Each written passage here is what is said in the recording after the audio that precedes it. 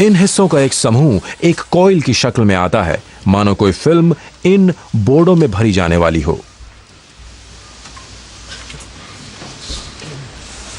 Cell phone का circuit board उसके दिमाग की तरह होता है, जिसमें सभी माइक्रो प्रोसेसर और मेमोरी फंक्शन लगे होते हैं। सेल फोन में लगे कंप्यूटर चिप्स को बहुत सारे काम करने होते हैं। वो बातचीत को एनालॉग से डिजिटल माध्यम में बदलते हैं।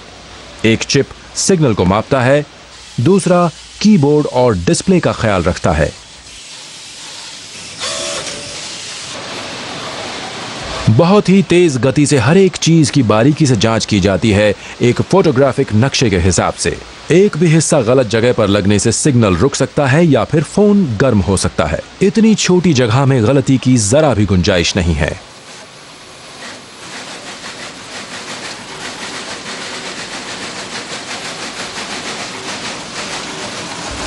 एक ब्लैक एंड व्हाइट कैमरा जगह की छोटी से छोटी गलती पकड़ लेता है ताकि वो मॉनिटर द्वारा सुधारी जा सके।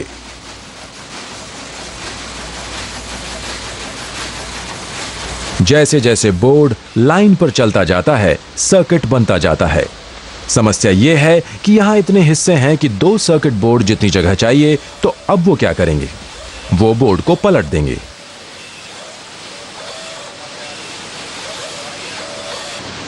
क्योंकि एंटेना फोन के अंदर ही छिपा हुआ है, इसलिए रेडियो तरंगें सर्किटरी के साथ हस्तक्षेप कर सकती हैं। इसलिए इस बात का ध्यान रखना होगा। छोटी छोटी धातु से बनी ढालें इन हिस्सों के चारों ओर लगानी होंगी।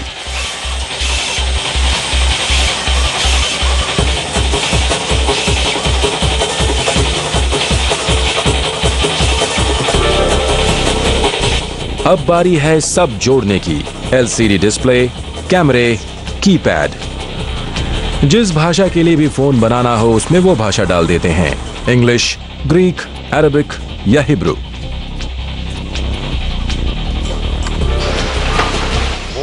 मेरा फोन हमेशा मेरे साथ रहता है। मैं ऐसे किसी आदमी को नहीं जानता जो सेल फोन ना इस्तेमाल करता हो।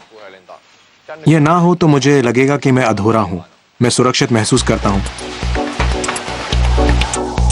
सेल फोन का एक एक पुर्जा बहुत ही शक्तिशाली कंप्यूटर है, जिससे हम रोज खेलते हैं, जिसमें लाखों गणनाएं एक साथ चलती हैं हर सेकंड में।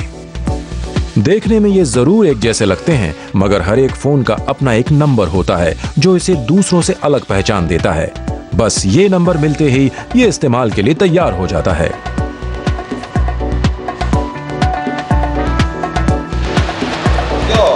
पर ये काम कैसे करता है? रेडियो एक फ्रीक्वेंसी इस्तेमाल करते हैं, यानी आप या तो सुन सकते हैं या बोल सकते हैं। सेल फोनों ने इस समस्या का इलाज 2 फ्रीक्वेंसियां इस्तेमाल करके किया।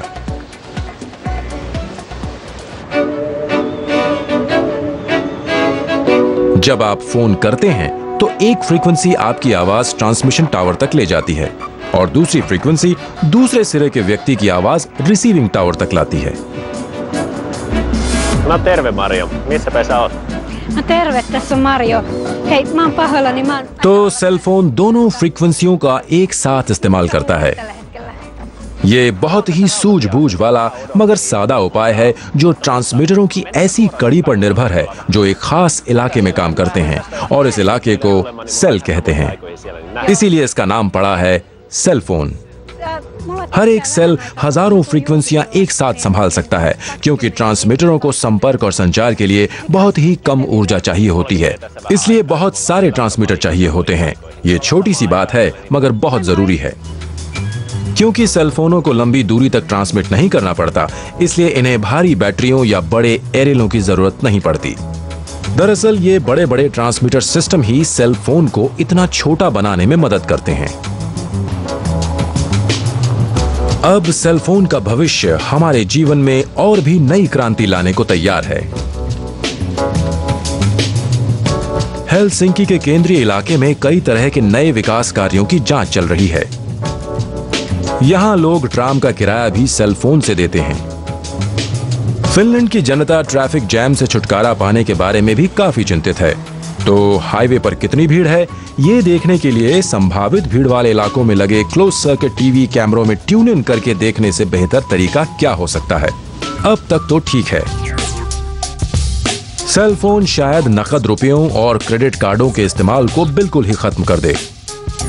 जैसे जैसे सेल फोन में नए नए गुण जुड़ते जा रहे हैं, उसके साथ साथ दुनिया भर में सेल फोनों की मांग भी बढ़ती जा रही है। फिनलैंड स्थित सालों के गोदाम में पड़े लाखों फोन इसी मांग को पूरा करने की तैयारी में हैं। You are watching How Do They